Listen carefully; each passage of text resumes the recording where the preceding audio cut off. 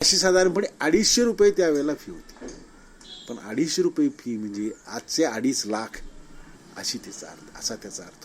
ती सुद्धा भरण्याची ऐपत आमच्याकडे नव्हती. त्यामुळं माझ्या डोक्यामध्ये अभ्यास एक आणि फी माफी झाली पाहिजे, आणि दुसरं म्हणजे जास्तीत जास्त सवलती कशा मिळतील आपणाला. तर कुणीतरी सांगितलं की उपाध्ये, डॉक्टर उपाध्ये हे फ्रीशिप कमिटीचे चेअरमन आहेत. मग मी माझ्या वसतिगृहामधल्या सिनियर मुलाला विचारलं, ते कुठं राहतात, काय करतात. ते राजारामपुरीत राहतात. मग येशील का माझ्याबरोबर. मला राजारामपुरी वगैरे काय माहीत. तो येतो म्हणाला. मग त्या मुलाला, तो BSc कडचा, त्या मुलाला घेऊन मी डॉक्टर उपाध्यांच्या घरी गेलो. मला अजून तो दिवस आठवतो. डॉक्टर उपाध्ये तसे उंच पुरे होते वगैरे, साध्या याच्यामध्ये होते. एक नेहरू शर्ट, असा झब्बा, धोतर म्हणजे ते फुल 3 सूटमध्ये, 3 पीस सूटमध्ये जे होते त्याच्यापेक्षा काहीतरी वेगळं सगळं. एवढ्या साधे कशी काय घरी राहतात असं मला वाटलं. आणि मग त्यांना मी नमस्कार केला वगैरे, खाली वाकून वगैरे. का बाबा आला, तर सांगितलं असं असं आहे. ठीक आहे, तुम्ही या म्हटलं नाही इंटरव्ह्यूच्या वेळेला. मग माझा इंटरव्ह्यू होता परीक्षेचा. मला पहिला प्रश्न विचारला, गाव कोणतं. तडसर. मग तडसरकर पवार, रामचंद्रराव पवार. त्यावेळी मोठं प्रश्न होतं ना. कोल्हापुरातल्या सरदारांना मदत करणारे, पैशाची मदत करणारे, त्यांना कर्जाऊ रक्कम देणारे, सावकार आहेत थोडक्यात. सावकार नाही असं म्हणता येणार, परंतु मदत करणारे, काय कर्जाऊ रक्कम देणार, म्हणजे ऐन प्रसंग पडला तर. असा मोठा माणूस ना तडसरकर. म्हणजे तडसर गाव हेच त्यांच्यामुळे प्रसिद्ध झालं. तर म्हणाले, तडसरकर पवार म्हणजे तुम्हीच का. तर हो म्हटलं. मग तुम्ही त्यांच्या बंगल्यावर राहत असाल. मी म्हटलं हो, ते फार मोठे आहेत. माझे वडील गरीब आहेत, आम्ही शेतकरी, ते आमचे भाऊबंद आहेत. त्यानं ते एकदम हे झालं, कारण हा मुलगा हा काय त्यांच्यात पैकी नाही आहे, म्हणजे त्यांच्या घरातला नाही आहे, हा त्यांच्या गावचा आहे. बरं जा. मला 3/4 फ्रीशिप मिळाली. 3/4 म्हणजे याचा अर्थ काय, पुढचे जे 150 रुपये भरणार होतो ना, ते माफच झाले हो. पुढचे. एवढा आनंद झाला. तो आनंद काय वर्णावा तुम्हाला सांगतो. तो आज नाही सांगता येणार तुम्हाला. आणि 6 महिने झाली आणि बोर्डावर नोटीस लागली की पुढील विद्यार्थ्यांना खालीलप्रमाणे फ्रीशिप देण्यात आलेली आहे. आणि त्याच्यामध्ये 3/4ची 1/2 झाली की झालं. मी म्हटलं आले काय मला. मी परत गेलो त्यांच्याकडे. त्यावेळेला ते इनचार्ज प्रिन्सिपल होते. म्हणजे CD देशपांड्यांची बदली झाली होती आणि ते इन्चार्ज, सगळ्यात सिनियर ना ते इन्चार्ज. त्यांच्या त्या केबिनमध्ये जाऊन भेटलो आणि म्हटलं, मला माझी 3/4 आपण दिली होती, 1/2 झाली, नापास झालंयच त्याला म्हणले. तू नाही त्याशिवाय होणार नाही. मी म्हटलं सर, मी नापास तर नाहीच, पण तुमच्या विषयात पहिला आहे. काय सांगता म्हणाले, माझ्या विषयात पहिला आहे. मग म्हटले कसं काय झाली. लगेच शिपायाला बोलवला, क्लार्कला बोलवला, सांगितले त्यांची पुरेप्रमाणे करून टाका. हा एक भाग आहे. राजाराममध्ये म्हणजे जडणघडण जी माझी राजाराममध्ये झाली, त्या जडणघडणीमधले हे टप्पे आहेत. यशाच्या काही पायऱ्या आहेत. आणि मगाशी मी सांगितल्याप्रमाणे मला ज्या वेळेला संधी उपलब्ध झाली आयुष्यामध्ये, नंतर सुद्धा त्या वेळेला मी त्या संधीचा पुरेपूर फायदा घेतला. मी FYBL आलो आणि FYBL आल्यानंतर अचानकपणे एक अत्यंत चांगली घटना घडली माझ्या दृष्टीनं. आणि ती म्हणजे मला मेरिट स्कॉलरशिप मिळाली. आता तुम्ही म्हणाल की मेरिट स्कॉलरशिप म्हणजे काय विशेष. तर वर्गामध्ये जे पहिले 3 असायचे गुणानुक्रमे, त्यामध्ये माझा 3रा नंबर आला. आणि त्यावेळेला मेरिट होल्डर हा एक मोठा मान असायचा. त्यामुळं आणि 90 रुपये हो, 90 रुपये म्हणजे काय त्या काळामध्ये फारच मोठी रक्कम, फारच मोठी रक्कम. 90 रुपयाची मेरिट स्कॉलरशिप जेव्हा मी घ्यायला गेलो, त्यावेळेला तो मेरिट स्कॉलरशिपचे पैसे देणारा क्लार्क हा चष्म्याच्या वरून माझ्याकडे रोखून असा त्यानं पाहिलं. शिराळकर त्याचं नाव. तो काय म्हणाला, त्यानं ते माझ्या सगळ्या अवताराकडे बघितलं असणार. ग्रामीण भागातलं पोरग काय म्हणजे साधा शर्ट, त्याला इस्त्री पण असणार नसतं त्यावेळेला नव्हती, काय ते बिजार, हे सगळं त्या अवताराकडे पाहिल्यानंतर तो म्हणा मेरिट स्कॉलरशिप म्हणजे आता मुक्तद्वारच झालेलं दिसतं. त्याला म्हणायचं होतं की आतापर्यंत मक्तेदारी ही फक्त ब्राह्मण लोकांची होती आणि आता हे काय पवार आणि त्यातला हे ग्रामीण कसला मुलगा ह्याला मेरिट स्कॉलरशिप मिळाली म्हणजे अगदी तुच्छतेनं. मी म्हटलं तुमचं तुम्ही काम करा, बाकीची चौकशी तुम्हाला काय करायची. असं हे तो प्रसंग माझ्या मनावर असा कोरला गेला. आणि पुढं मग जेव्हा मी शाहू महाराज वाचायला लागलो, अभ्यासायला लागलो, पुढं मी जेव्हा डॉक्टर बाबासाहेब आंबेडकर त्यांचं चरित्र वाचलं, त्याला वाटलं ह्या महामानवांना सुद्धा चटके बसलेले आहेत. तर आपला चटका काय खरंच, पण ही वेदना ही सांगून कळत नाही, लक्षात घ्या. अनुभवल्यामुळे ते जास्त तुम्हाला जाणवत. ही मी सांगितलं की हे लोक कशा प्रकारचा आमच्यावर अन्याय करत होते, आमच्याकडे बघताना त्यांचा दृष्टिकोन कसा होता वरिष्ठ वर्णीयांचा, हे आम्ही पुस्तकातून वाचलं. पण प्रत्यक्ष त्याचा जो एक आम्हाला झटका बसला, प्रत्यक्षात जेव्हा ती इंगळी डसावी त्याप्रमाणे ते विष आमच्या शरीरामध्ये भिनलं, हे सांगून नाही जमणार, सांगून कोणाला कळणार नाही, ते अनुभवायलाच पाहिजे. जडणघडणीमधला हा एक मी भाग सांगितला. आणि मग दुसऱ्या त्याच्यानंतर मग मला युनिव्हर्सिटीची स्कॉलरशिप मिळाली. त्यावेळेला पुणे युनिव्हर्सिटी होती आणि पुणे हा दुसरा सुखद धक्का बसला की मला माहीत नाही, मी काय अर्ज केला नव्हता, काही नव्हता, परंतु त्यांनी गुणवत्तेप्रमाणे तिथं त्यांनी पाहिलं की काय असतील 1, 2, 3, 4 काय स्कॉलरशिप्स असतील. त्यांनी मला ती किती मला वाटते 250 रुपयाची स्कॉलरशिप, त्याचा चेक आला. तो चेक आलेला चेक कोणीतरी पळवला, मग दुसऱ्या दिवशी परत कोणीतरी आणून ठेवला तिथं, त्याचा काय उपयोग नाही, दुसऱ्याच्या नावाचा आहे म्हटलं तर. आणि मग तो चेक मी घेतला. माझं कुठं बँकेमध्ये कुठं खातं नाही, काय नाही, मग तो कुठं वटवणार. मग आम्ही माझ्या शिक्षकाकडे गेलो, घोलकर नावाचे आमचे प्राध्यापक होते. मग त्यांना दिलं. सर म्हटलं त्यावेळेला आणि अजूनही मला वाटतं असावे की दुसऱ्याचा चेकसुद्धा आपल्या खात्यावर भरता येतो आणि पैसे देता येतात. मग त्यांनी तो चेक घेतला, मला 250 रुपये दिले रोख. खरं म्हणजे त्यांना तो भुर्दंडच असावा, कारण त्याचं कमिशन पडलं असणार ना वटणावर, ती काय माझ्या लक्षात आलं नाही. तर पुणे विद्यापीठाचा हिस्ट्री स्कॉलर होणं हे सुद्धा माझ्या दृष्टीनं एका खेड्यातून ग्रामीण भागातून आलेल्या विद्यार्थ्याच्या वाटचालीच्या दृष्टिकोनातून महत्त्वाचा टप्पा होता. आणि मग नंतर मी पहिला नंबर सोडलाच नाही ह्याच्यामध्ये. TYBAला मी इतिहासच घेतला आणि इतिहास घेतल्यानंतर सगळ्या विषयामध्ये मला वाटते 40-50 विद्यार्थी असावेत आमच्या ग्रुपमध्ये. सगळ्या विषयामध्ये पास होणारा मी एकटाच होतो, बाकी कशात ते नापास झालेले वगैरे. त्या दिवशी खूप रागवले आमचे शिक्षक प्राध्यापक, हे मला आठवतं. पुढे MA ला गेलो आणि MA ला सुद्धा मी पहिला ह्यानं चालू. पहिला म्हणजे फार पर्सेंटेज नव्हतं, 54.5 54.5 म्हणजे ज्याला आपण कसला म्हणतो मार्क ओलांडला, 55च्या नंतर जो हे असते ना, 55% तरी किमान प्राध्यापकाला लागतात त्या काळामध्ये. पण 55% मार्क्स मिळणं किंवा 60% मार्क्स मिळणं ही त्यावेळेला फार मोठी गोष्ट होती. प्रोफेसर डिसूजा हे आम्हाला शिकवायला असतात, प्रोफेसर डिसूजा आणि प्रोफेसर घोलकर. तर प्रोफेसर डिसूजा सांगायचे की शिवाजी पुणे विद्यापीठ स्थापन झाल्यापासून आजपर्यंत कुणीही फर्स्ट क्लासमध्ये आलेले नाही. सेकंड क्लास हा मिळायचा, सेकंड क्लास सुद्धा सहजासहजी मिळत नसे. त्या पार्श्वभूमीवर मला 54.5 मार्क्स त्या काळामध्ये पडले.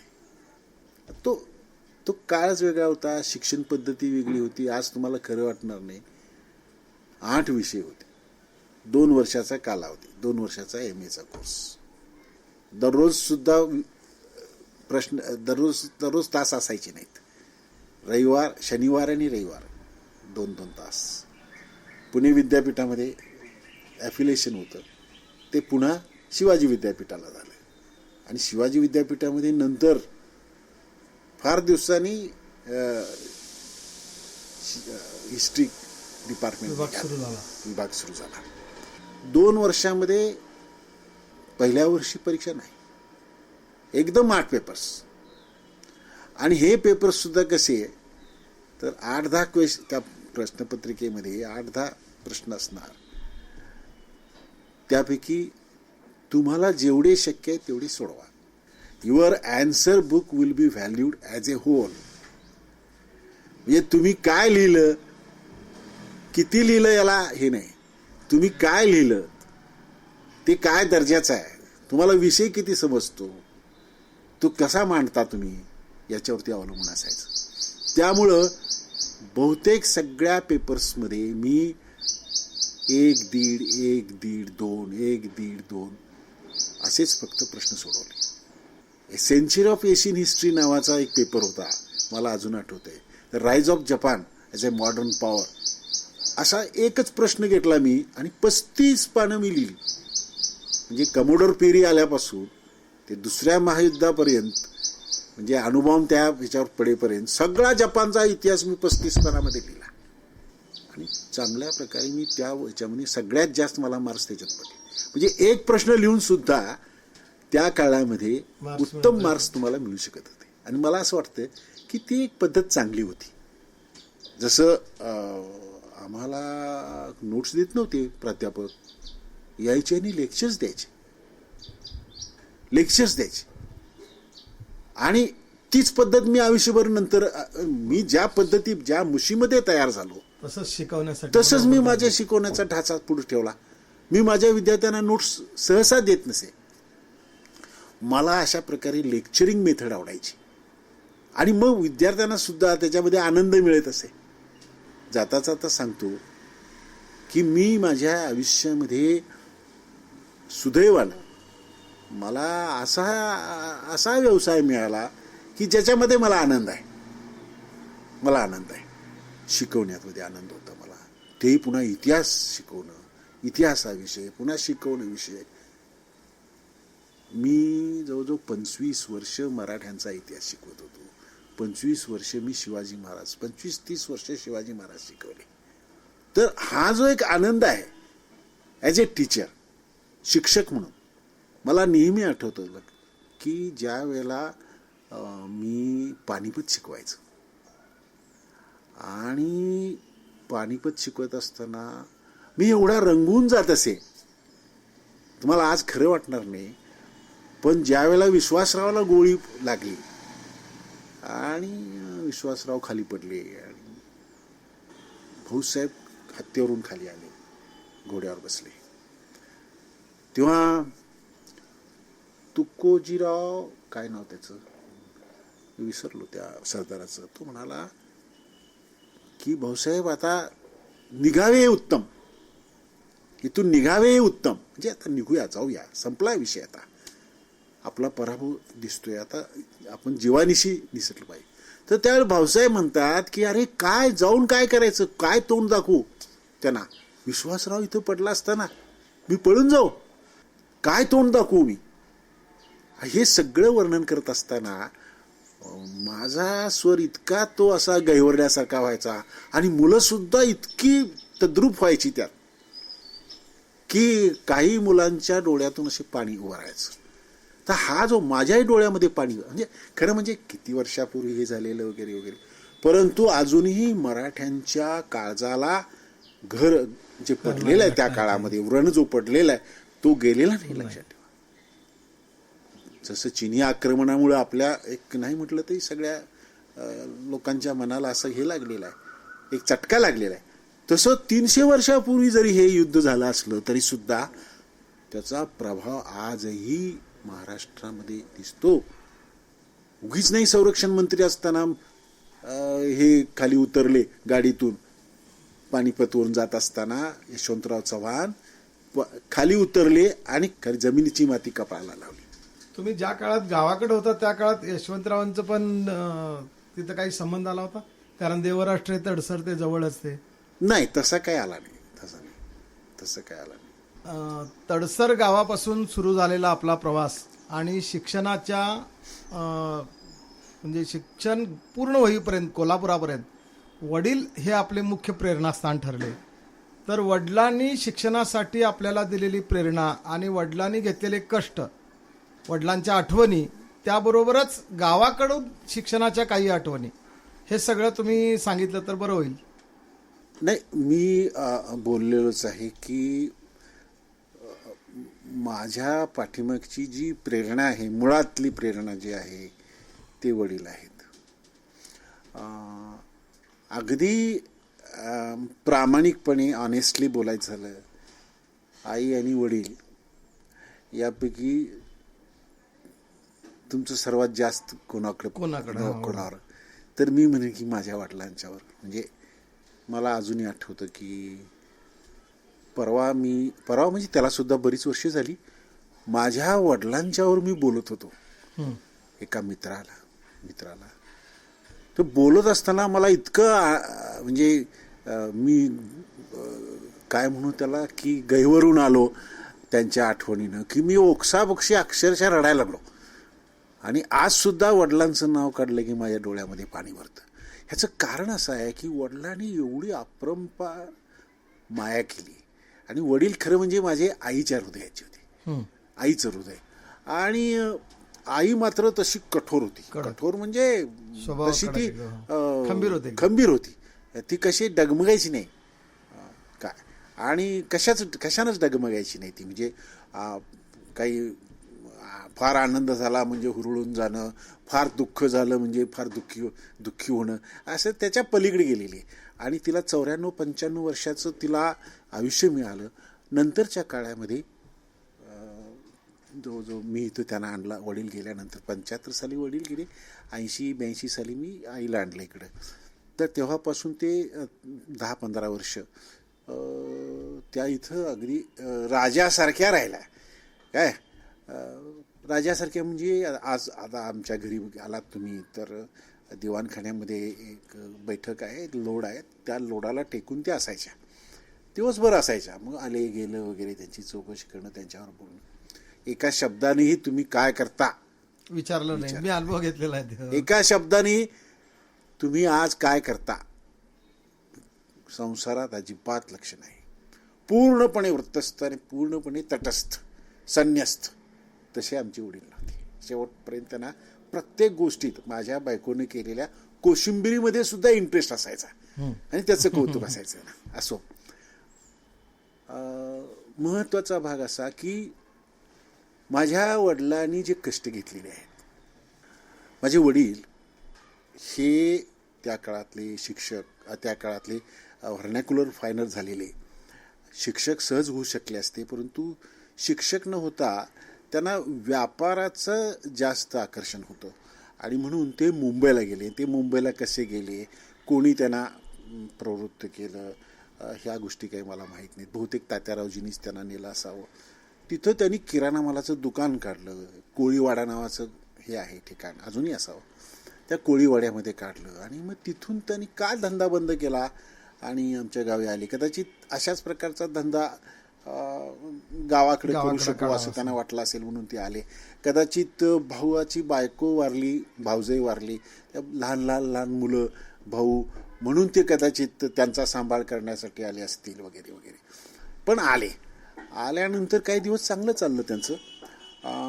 पण नंतरच्या काळामध्ये साधारणपणे 1950च्या सुमाराला त्यांना एक तोटा झाला मोठा. 3,000 रुपयाचा हळदीच्या व्यापारामध्ये तोटा झाला. आणि तेव्हापासून ते त्यांची आर्थिक परिस्थिती ढासळली. ती काही पुन्हा सुधारली शकली नाही. तर ह्या सगळ्यामुळं मला जसं कळायला लागलं तेव्हापासून आम्ही मोठ्या अडचणीमध्येच राहिलो, आर्थिक अडचणीमध्ये राहिलो. ज्याला दारिद्र्य नाही म्हणता येणार, खाऊन पिऊन आम्ही होतो सुखी, पण 4 पैसे बाजूला काढून काहीतरी नवीन करावं किंवा शिक्षण घ्यावं अशा प्रकारची अशी काही परिस्थिती आमची होती. अवस्था राहिली नाही. वडिलांनी अनेकांना व्यापारामध्ये आणलं. वडिलांच्याकडं खूप बुद्धिमत्ता होती, व्यापारी टॅलेंट होतं वडिलांच्याकडं, एंटरप्राइझिंग नेचर होतं. अर्थात खेडेगावातला, ग्रामीण भागातला व्यापार, तो काही मोठ्या भागातला व्यापार नाही. शेतीवाडी करून ते सगळं सांभाळत होते. पण भांडवल नसल्यामुळं ज्याच्याकडं भांडवल आहे त्याच्याशी त्यांना भागीदारी करावी लागली. आणि मला आठवतं की ज्यांच्याशी त्यांनी भागीदारी केली त्यांनी त्यांचा कधीच हिशेब केला नाही. त्यामुळं बरं, आपले काही पैसे आपण घातलेले नाही, त्यामुळे वडिलांना बोलता येत नव्हतं फारसं. मी 1-2 वेळा प्रयत्न केला, त्यांनी शेवटी हिशेब केला, पण त्यातून हातीच काहीच लागलं नाही. अशा परिस्थितीमध्ये जेव्हा माझ्या शिक्षणाचा प्रश्न आला त्यावेळेला मला शिकवण्याची जिद्द धारण करणं ही मोठी आश्चर्याचीच गोष्ट होती. आज मुलं शिकतायत, आज पालक पाठवत आहेत. हा विषय 50-60 वर्षापूर्वीचा आहे, ज्या वेळेला मी सांगतो की मी माझ्या गावचा पहिला BA आहे, मी माझ्या गावचा पहिला MA आहे. आज माझ्या गावामध्ये शेकडोनी तुम्हाला MA MSc मुलं आणि मुली सापडतील. इतका काळ बदललाय त्याच्यामध्ये, मोठ्या कष्टाने मला त्याने शिकवलं, मोठ्या जिद्दीनं शिकवलं. मला अजून आठवते एक गोष्ट तुम्हाला सांगतो, म्हणजे वडिलांची जिद्द, आम्ही घेतलेले कष्ट.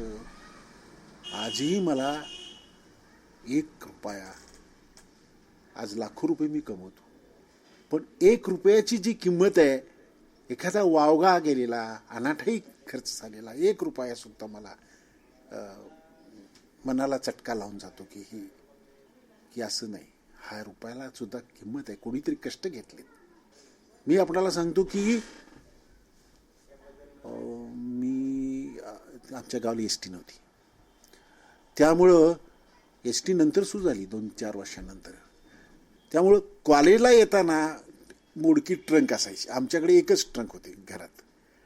ती ट्रंक मला अजून एकच रग, म्हणजे उलनचा रग ज्याला आपण म्हणतो ना, तसला होता तो. कारण शेवटी मुलगा कोल्हापूरला निघालाय म्हणजे घरातलं जे काय उत्तमातलं उत्तम असेल तेच देणार ना सगळं. एक सतरंजी होती, एक रग, एक उशी, असं सगळं करून वर्षाच्या सुरुवातीला आम्हाला यायला लागायचं.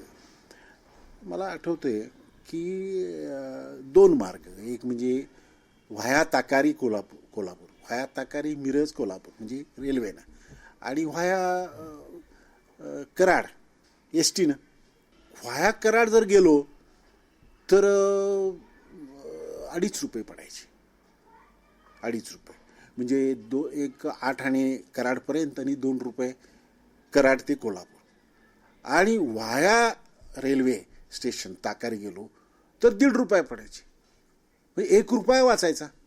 हा 1 रुपया वाचवण्यासाठी मी आणि माझे वडील 9 मैल पाठीमागं त्या कॅरेजला ट्रंक आणि वळकटी लावून मला ते पुढे घ्यायचे. उताराला चढ लागला की आम्ही दोघे उतरायचे आणि ढकलत गाडी, सायकल असं करीत आम्ही रेल्वे स्टेशनला यायचे. किती वर्ष झाली, खूप वर्ष झाली. काळ निघून गेला, दिवस कधीही राहत नाहीत आणि गाठोडं बांधून तरी मुळीच राहत नाहीत. दिवस निघून जातात. आणि म्हणून आज जेव्हा मी त्याच रस्त्यावरून गावाला 10 लाखाच्या गाडीतून जातोय, पण अजूनही त्या रस्त्यावरून जाताना माझ्या डोळ्यामध्ये अश्रू निर्माण होतात की याच रस्त्यावरून माझे वडील मला घेऊन इथे येत होते. त्याच रस्त्यावरून आज मी जातोय केवळ 1 रुपया वाचवण्यासाठी. केवढे कष्ट घेतले आम्ही. ह्या कष्टाला काही मर्यादा नाही, ह्या कष्टाला काही किंमत नाही. अमोल असं कष्ट आहे ते. आणि म्हणून मला असं वाटतं, आज सुद्धा जेव्हा एखादा गरीब विद्यार्थी येतो तर माझं मन लगेच द्रवतं. त्याला कशी जास्तीत जास्त मदत करता येईल ती मी करतो. ह्याचं कारण असं आहे की ते मी एकेकाळी अनुभवलं हो. मलाही कुणीतरी मदत केली आहे, मला तरी कुणीतरी हात दिलाय मदतीचा, म्हणून मी पुढे गेलो, अशी भावना माझ्या मनामध्ये. नंतर मला वडिलांच्या या सगळ्या पाठीमागच्या आधारामुळं मला असं वाटलं नाही की आपणाला कुठं काही कमी पडेल. जीवाचं रान करून ते मला पैसे पाठवायचे. मी तर असं म्हणेन की उलट्याचा पाय पालथा करून मला ते पैसे पाठवा, असं एक आपल्या ग्रामीण भागामध्ये म्हण आहे, उलट्याचा पाय पालथा करणं. म्हणजे सगळ्या प्रकारच्या गोष्टी आपण हाताळणं आणि पैसा उपलब्ध करणं. ज्या रामभाऊंच्या नावामुळं मी कोल्हापूरला आलो, ती गोष्ट सांगण्यासारखी आहे. की मला वाटते ते पहिलंच वर्ष असावं आणि 50 रुपये मला परीक्षा फी भरायची होती. आणि 50 रुपये तरी काही माझ्याकडे आम्हाला नव्हतेच, पण माझ्या इथं कोण ओळखीचं पण नाही की ज्याच्याकडून कोणाकडून उधार आणावेत, आणि उद्या परवा तरी फॉर्म भरला पाहिजे. मग मला असं वाटलं की आता आपण रामभाऊंना विनंती करावी. पण मला शेवटी काय थोडंसं संकोच वाटू लागला की पैसे कसे मागायचे काय. म्हणून मी काय केलं की एक लोकल पत्र लिहिलं त्यांना की मी असं आहे आणि 50 रुपये मला नाही आहे, तरी मला परीक्षा फी भरायची आहे 2-3 दिवसामध्ये. तेव्हा तुम्ही मला जर दिले तर बरं होईल, मला वडिलांनी दिले तर मी लगेच परत करेन या ह्याच्यावर मी त्यांना लिहिलं. मला असं वाटलं की आता दुसरा पर्यायच नाही, म्हणून भाऊंना मी पत्र लिहिलं असं. आणि तिसऱ्या दिवशी भेटायला गेलो. मला बघितल्यानंतर या म्हणाले, बसा. काय आहे म्हणाले की आता पूर्वीसारखी आमची परिस्थिती राहिली नाही, व्यापार उद्योग असा पूर्वीसारखा राहिला नाही. आणि ठीक आहे म्हटलं, काय इकडं तिकडचं काही बोलणं, भाऊसाहेब काय म्हणतात, हे काय म्हणतात, गावाकडचं कसं काय, मित्रच होते ना वडील. आणि मी आलो. इतकं वाईट वाटलं मला, म्हणजे मला एवढा धक्का बसला, दुःखापेक्षा मला धक्का बसला. कारण ज्यांच्या नावामुळे मी कोल्हापुरामध्ये आलो आणि ज्यांनी आतापर्यंत लाखो रुपये आतापर्यंत लोकांना मदत केली. रयत शिक्षण संस्थेला ज्यावेळेला मुख्यमंत्री कोण होते त्यावेळेला खेराने जेव्हा ग्रँटची मदत बंद केली, त्यावेळेला रामभाऊने लाख रुपये दिले कर्मवीर भाऊराव पाटलांना. म्हणजे ते तसे दानशूरच होते, त्यात काय प्रश्नच नाही. पण माझ्या बाबतीमध्ये असं का झालं, का केलं त्यांनी, काय समजत नाही मला. कदाचित त्यांना असं वाटलं असेल की हा आता कायमच मागत राहणार वगैरे, असं कदाचित वाटलं असेल. पण मला मोठा धक्का बसला आणि त्या धक्क्यातून सावरायला मला बरेच दिवस लागले. पण एक गोष्ट मात्र मी केली आयुष्यात, ज्याच्याबद्दल मला अभिमान वाटतो की माझ्या हातून तसं वर्तन घडलं. ते असं की त्यापूर्वी ज्याप्रमाणे मी त्यांना भेटायला जात होतो, साधारणपणे महिन्यातून 1.5 महिन्यातून भेटायला जायचं. म्हणजे कुठून, आजच्या शिवाजी पेठेमध्ये जे प्रिन्स शिवाजी मराठा बोर्डिंग आहे, तिथून मी ताराबाई पार्क, आणि गेल्या पहिला प्रश्न ते विचारायचे, कसे आला. चालत आलो. त्यांना ते विशेष वाटायचं, एवढं लांबणं चालत आला का. आता त्यावेळेला म्हणजे काय मग टांग्याने यायला पाहिजे, आणि ते काय शक्यच नाही. काय आल्यानंतर ते मला अजून आठवतं की मला एक मोठा असा तो कब्बशीतून चहा देणार, आणि तो चहा मी घेणार. मग तिकडच्या नेहमीच्या आपल्या गावाकडच्या गप्पा ते काहीतरी विचारणार मला, ह्या कसा आहे, तो कसा आहे वगैरे, आणि मी येणार. हा माझा जो क्रम होता, ह्या क्रमामध्ये मी खंड पाडला नाही. ठीक आहे, आपण जायचं, नमस्कार करायचा, आशीर्वाद घ्यायचा, आणि यायचं. त्यानंतर मी एकदाही त्यांना एकाही पैशासाठी याचना केली नाही. पण जात राहिलो मात्र की आपल्या गावचा मोठा माणूस आहे, आपलं गाव मोठं करणार आहे, आपल्या गावाचं नाव मोठं करणार आहे. नाही म्हटलं तरी तळसरकर पवार म्हणून आज सुद्धा जी आम्हाला इज्जत आहे कोल्हापूरमध्ये, त्या काळामध्येच होतीच, पण आज सुद्धा जी आम्हाला इज्जत आहे ती रामभाऊंच्यामुळे आहे. तेव्हा मला त्यांनी 50 रुपये दिले नाहीत म्हणून मी हे करणं चुकीचं आहे. कारण मला रामभाऊंच्या गावचा म्हणून मला उपाध्ये प्राध्यापकांनी मला 3/4 दिली. रामभाऊंच्या गावचा गरीब विद्यार्थी म्हणून मला रामभाऊंच्या गावचा म्हणूनच अप्रत्यक्ष त्याचा परिणाम म्हणून मला मामासाहेब मिंचेकरांनी मला फ्रीशिप दिली. म्हणजे हाच शेवटी माझा फायदा झालाच. म्हणून आपण त्यांचं ऋण मान्य करायला पाहिजे. शेवटपर्यंत मी त्यांच्याकडे जात राहिलो.